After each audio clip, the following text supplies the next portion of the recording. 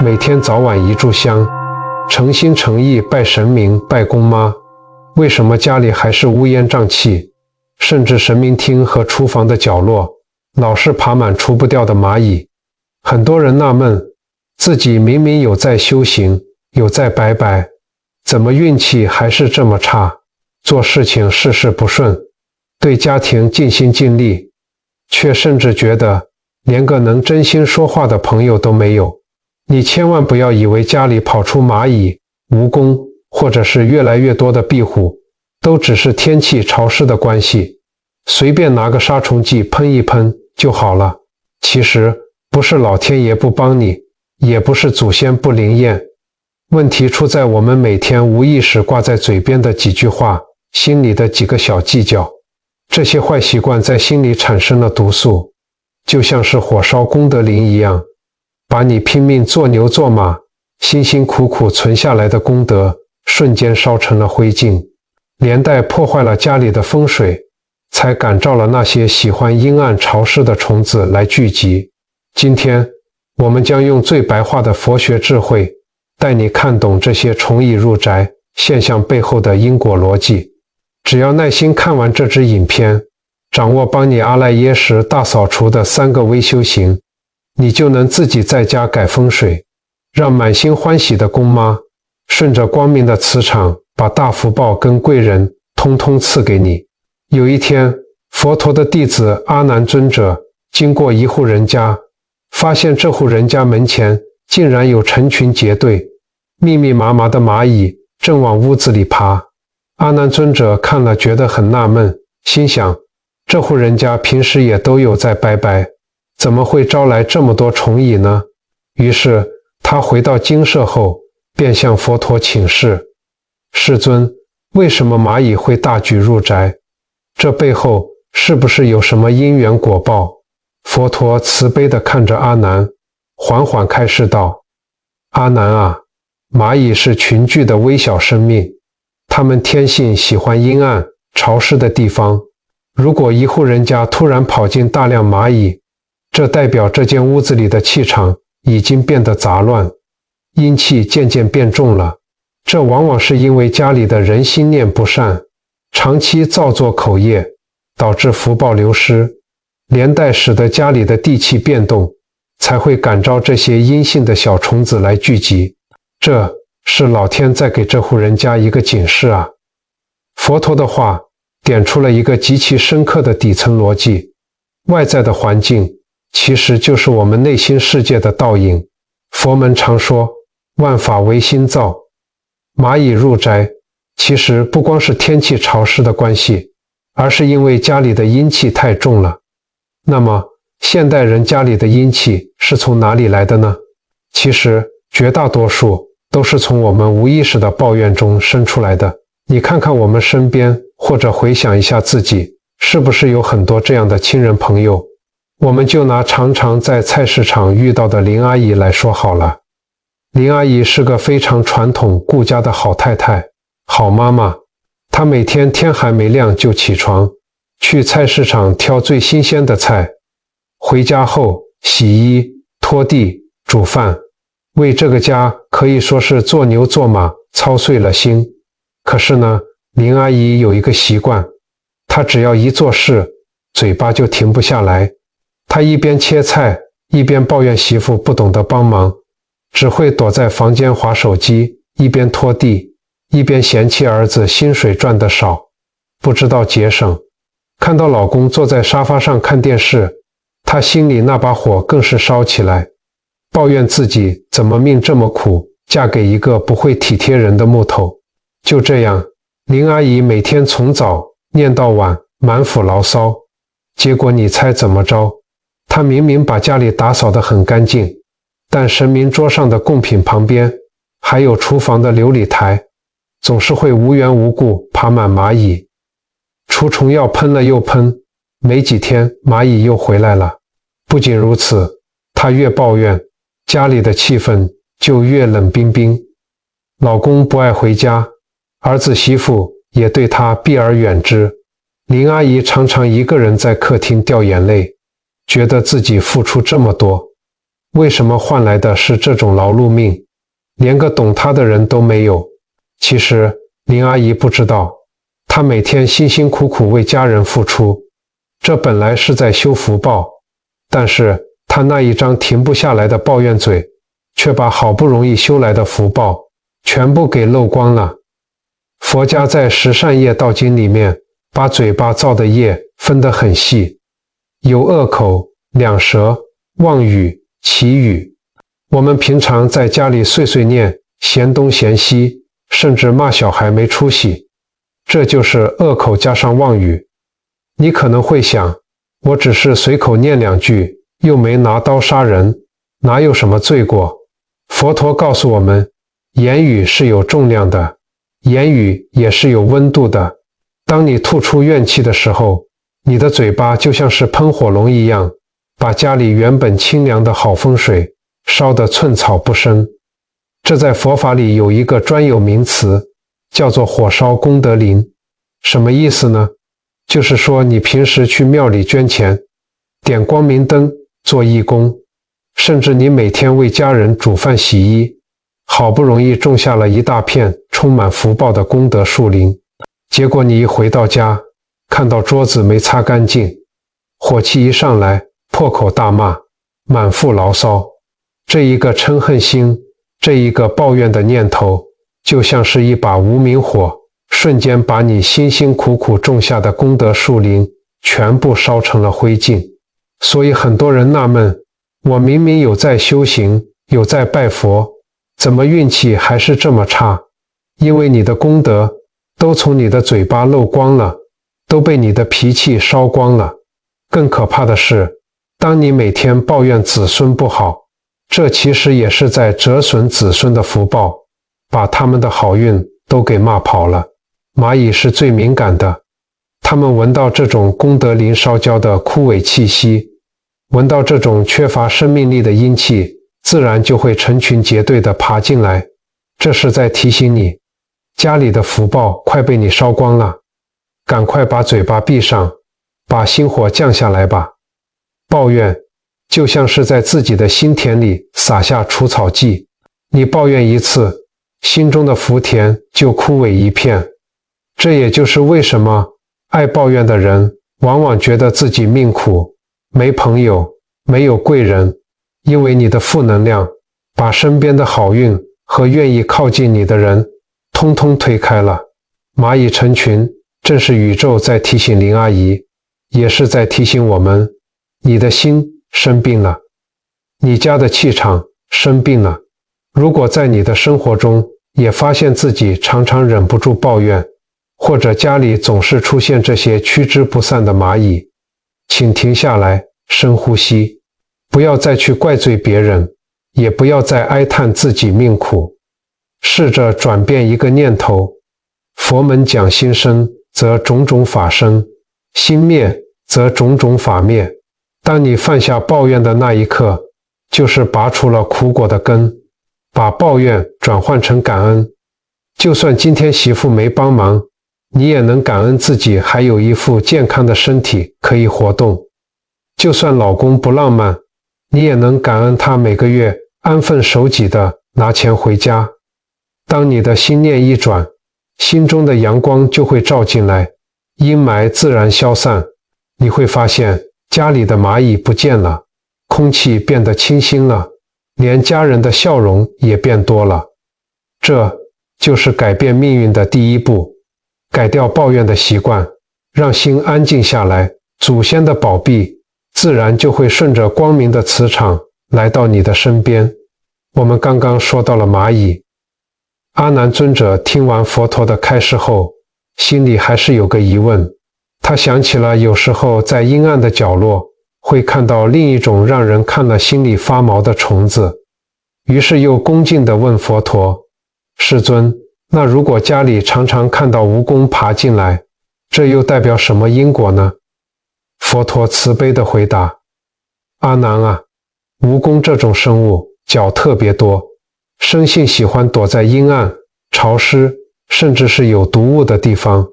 如果一户人家明明打扫得很干净，却频频出现蜈蚣，这象征着这间屋子的阳气已经衰微，阴气不仅重，还带有毒性。这往往是因为家里的人心中升起了强烈的贪念与嗔恨，业障现前，导致福报正在快速流失。佛陀的话一语道破了天机，蜈蚣的毒其实对应的就是我们人心中的毒。什么毒呢？佛法说的贪、吃三毒。而在我们现代人的家庭生活里，这种阴毒最常见的表现形式就是处处计较。人跟人相处，最怕的不是没钱，而是事事算计。我们常常看到这样的真实情况。我们来说说陈家两兄弟的故事。陈家两兄弟的父母前几年过世了，留下了一栋老厝和一点积蓄。本来父母在世的时候，过年过节一大家子围在神明桌前吃饭，热热闹闹的，非常有福气。但父母一走，情况就变了。两兄弟为了这点祖产开始斤斤计较。哥哥觉得自己是长子，当初照顾父母多，应该多分一点。弟弟觉得自己当初没拿家里的钱做生意，现在理当补偿他。为了1两平地，为了谁来付老厝的水电费，甚至为了清明节谁该去买拜公妈的水果，两家人算得清清楚楚，一分一毫都不肯退让。每次到了逢年过节，兄弟俩虽然还是回到老厝拜拜，但在神明厅里，两家人脸色铁青，互不搭理，那气氛冷得就像冰窖一样。结果没过多久，陈家老厝的厨房、浴室，甚至公妈龛的背后，开始常常爬出大大小小的蜈蚣。杀虫剂用了也没用，找人来除虫，过阵子又爬出来。而且从那之后，两兄弟的事业都不约而同地遇到了瓶颈，家里的小孩也常常生病，真的是诸事不顺。为什么会这样？佛陀在增一阿含经里说过，贪心重者苦恼随身。当一家人为了利益斤斤计较，心里充满了防备、嫉妒跟恨意的时候，这个家的温度就没有了。你想想，蜈蚣最喜欢什么地方？就是阴冷、没有阳光的地方。当兄弟骨肉相争，家里的气氛冷到极点，这种充满怨恨的阴毒磁场，自然就会感召蜈蚣这类阴性生物来聚集。很多朋友常常感叹，为什么现在的年轻人不爱回家？为什么觉得自己命苦，求神拜佛都不灵？其实不是神明不灵，也不是公妈不保庇。你看那公妈龛上的祖先，看着自己的子孙为了一点钱财反目成仇，在神桌前互相算计，祖先看了都在流眼泪啊！家都不和了，祖先就算有再大的福气，又怎么赐得下来？计较是一种心病，你争我夺，表面上看你好像争到了一平地，争到了一口气，但实际上你输掉的是亲情，是信任，更把自己的福报给算计光了。佛门常说，一切恩爱会，皆由前缘，计较多者，苦海无边。一个处处计较的人，无论走到哪里，都会带给别人一种压迫感。朋友觉得你难相处，同事觉得你难合作，久而久之，人缘没了，贵人远了，这不就是把福气给赶走了吗？那该怎么化解呢？佛法教我们2个字，放下。古人说，量大福大，吃亏就是占便宜。真正有大智慧的人，懂得在利益面前退一步。说到这里，我们必须明白，佛法里面讲的放下计较，并不是要我们变成一个什么都不要的傻瓜，而是要我们修炼一颗无相布施的心。什么是无相布施？就是在付出的时候，心里不要老是挂念着我付出了多少，对方应该还我多少。在佛教的历史上，有一个非常著名的贫女一灯的故事。佛陀在世的时候，有一位国王举办了盛大的法会，点了几万盏华丽的酥油灯来供佛。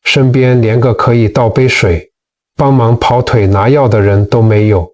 他心里不禁感叹：哎，人老了，真的是没朋友，命苦啊。其实，张大哥的命不苦，是他自己用冷漠在房子外面筑起了一道高高厚厚的墙。佛门常说，未成佛道，先结人缘。人生在世，我们所有的福报、财富、健康，都是透过人来传递的。你把心门关得死死的，就算祖先在天之灵，想要派几个贵人来帮你，也找不到门路进来啊。佛陀在经书里教导我们，菩萨以无缘大慈、同体大悲利益众生。真正的福气，从来不是靠把自己保护起来得到的，而是靠慈悲心，靠帮助别人换来的。张大哥家里出现的壁虎，正是宇宙和祖先在提醒他，你的因缘要转动了，不要再封闭自己了，赶快打开心门吧。后来，张大哥遇到了一位善知识点化，他恍然大悟，原来冷漠不是保护自己，而是在切断自己的福气。于是，他决定做出改变。他开始走出家门，去附近的公庙报名做环保义工。早上遇到邻里长，他会主动微笑说声早安。隔壁栋的老太太提着重物上楼，他也会顺手帮忙提一把。他并没有花什么大钱，只是付出了微小的善意。没想到，短短几个月后，他的生活完全变了。公庙里的师兄姐常常拿自己种的蔬菜来送他，邻居做了好吃的干，也会端一碗给他尝尝。前阵子他感冒发烧，邻居发现他没出门，还特地跑来按门铃关心，帮他买便当。张大哥这才发现，原来自己身边竟然有这么多好朋友，而家里的壁虎似乎也变成了守护神，静静地在墙角帮他吃掉恼人的蚊子。家里的空气变得流通又温暖，整个磁场都不一样了。各位朋友，我们常说出外靠朋友，其实这份善缘是靠你自己种下来的。冷漠会让你成为一座孤岛，把福报完全隔绝，而温暖会让你成为一个发光体，把善缘和贵人通通吸引过来。很多朋友听到这里可能会觉得很神奇，为什么我们心里想什么，不打开心门，家里就会跑出不同的虫子？为什么我们的起心动念能够决定祖先保不保庇？佛法里面为这个现象提出了一个非常科学也非常高深的解释，叫做阿赖耶识。听起来很文言文，但用我们现代人听得懂的白话来说，它就像是我们灵魂深处，或者说我们这个家里面的一个超级大仓库，一个专门储存业力种子的超大硬盘。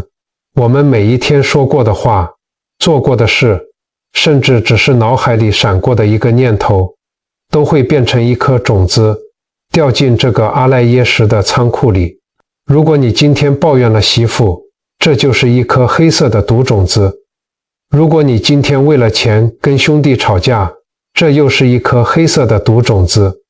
如果你今天对邻居见死不救，这还是一颗黑色的毒种子。日子一天天过去，当你家里这个仓库堆满了黑色的毒种子，这些种子就会发酵，会腐败，散发出阴暗、潮湿、低迷的能量。蚂蚁、蜈蚣还有过多的壁虎，就是闻到了这种业力腐败的味道才被吸引过来的。他们不是来害你的，他们是大自然派来的清洁工，来提醒你，你家里的灵魂仓库已经发臭了。反过来说，如果你今天对家人说了一句感恩的话，这就是一颗金光闪闪的善种子。你今天不计较得失，退让了一步，这又是一颗善种子。你今天对陌生人展现了温暖的笑容，这还是一颗善种子。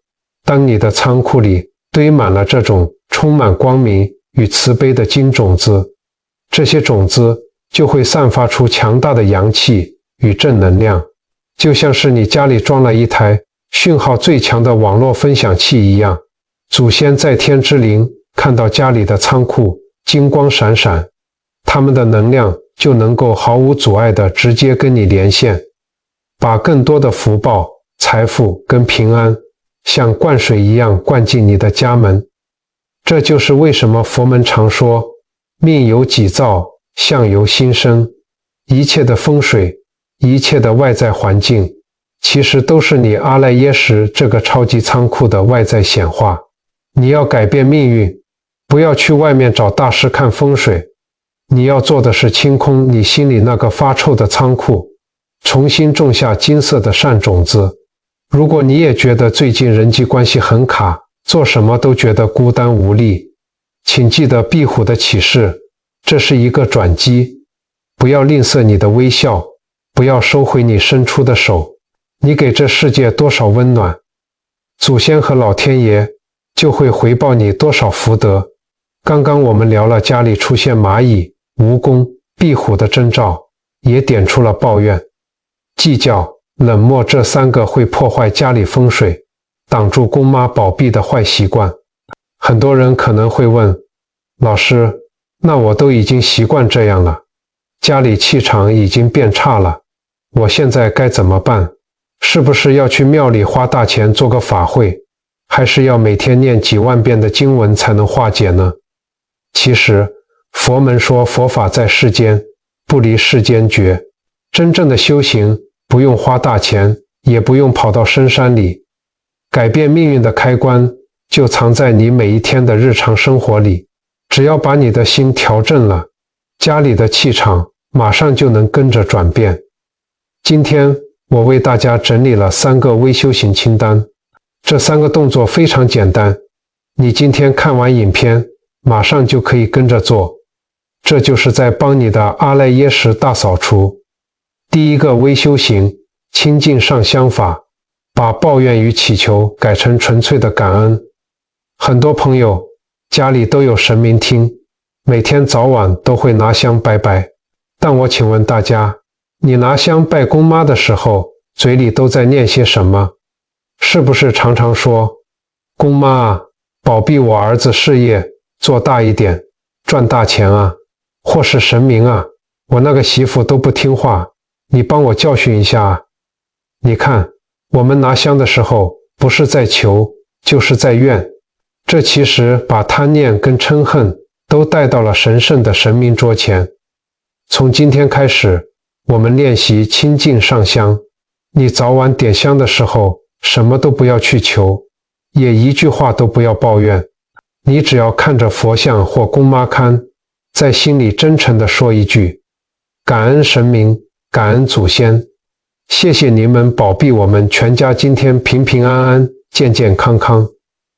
就这么简单。当你不再所求，不再抱怨，只剩下纯粹的感恩时，你发出的磁场是最清净、最光明的。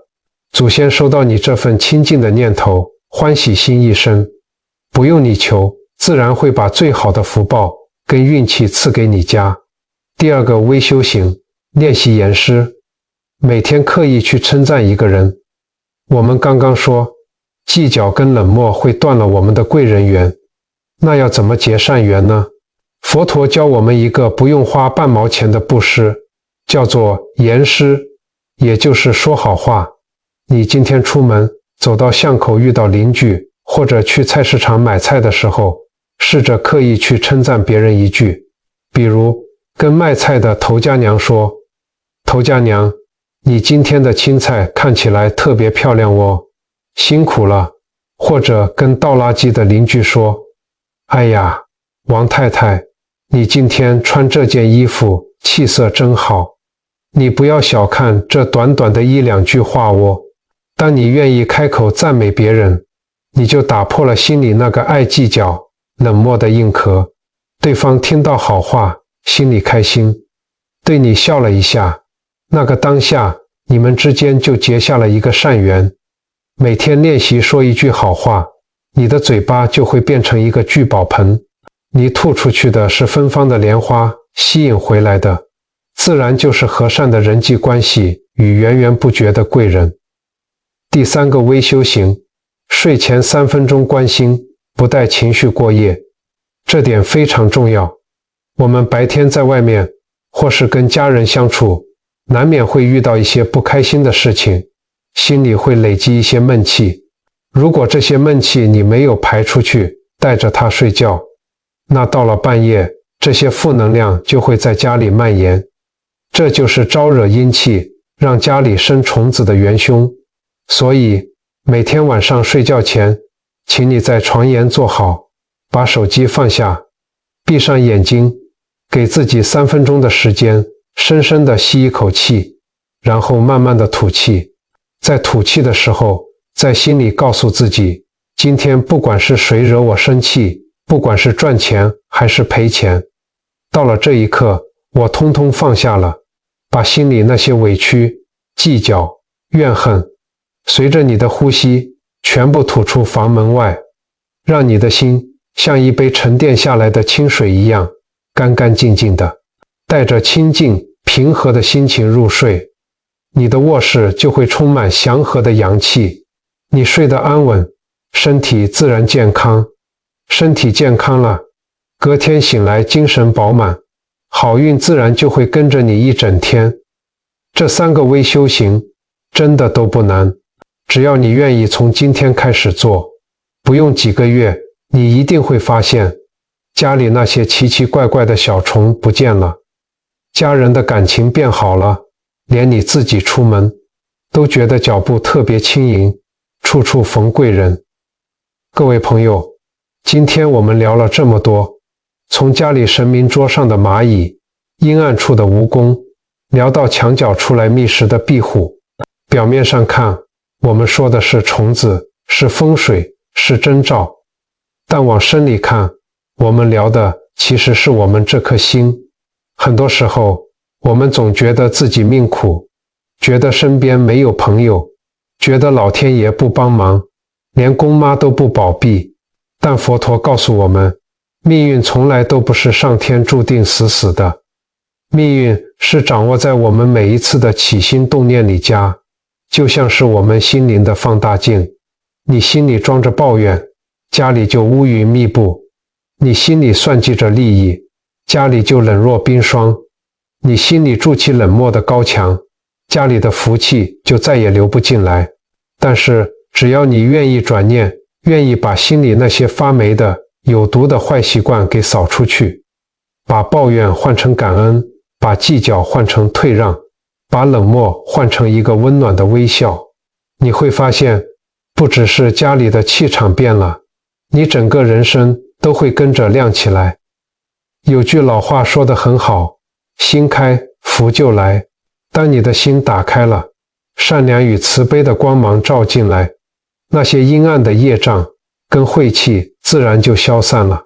这时候不用你刻意去求，祖先看到子孙和乐，心性光明，自然会把满满的福报与贵人通通送到你的身边。你的善良就是这个家最好的风水。影片看到这里，如果你也愿意从今天开始做一个心中有光、广结善缘的人，我邀请你现在就在这支影片的留言区写下一句善言。你可以写下感恩祖先保庇，愿家人平安健康，或者写下放下计较，广结善缘，福气自然来。千万不要小看留言区的这几个字，当大家都在这里留下祝福，留下善念，这里就会形成一个非常强大的正能量磁场。你留下的每一句好话，都是在为自己、为家人种下一亩福田。当你为别人祈福，这份祝福最终都会加倍地回到你自己身上。相聚即是缘分。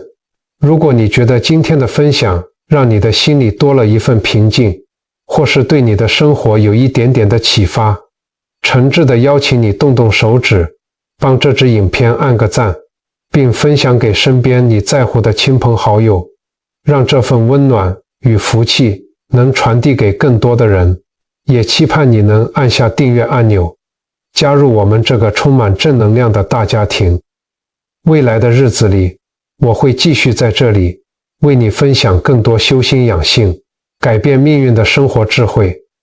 你的每一个按赞与订阅都是对我最大的支持与鼓励，感恩有你。愿我们都能在生活的日常中觉悟因果，修得一颗清净慈悲的心。愿你从今往后心无挂碍，善缘不断。愿你和你的家人日日平安，岁岁健康，福德无量。我们下期影片再见，阿弥陀佛。